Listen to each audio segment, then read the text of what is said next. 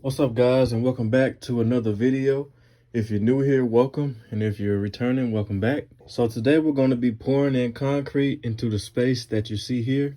So now we're going to go ahead and start setting up, and then we got the concrete truck coming in soon. So this job took about 8 yards of concrete to complete, and I do have a part 1 of this video. It's basically the beginning stage of this project. So if you want to go look at that, I will have it in the comment section. You should be able to find it there. I'll leave a link.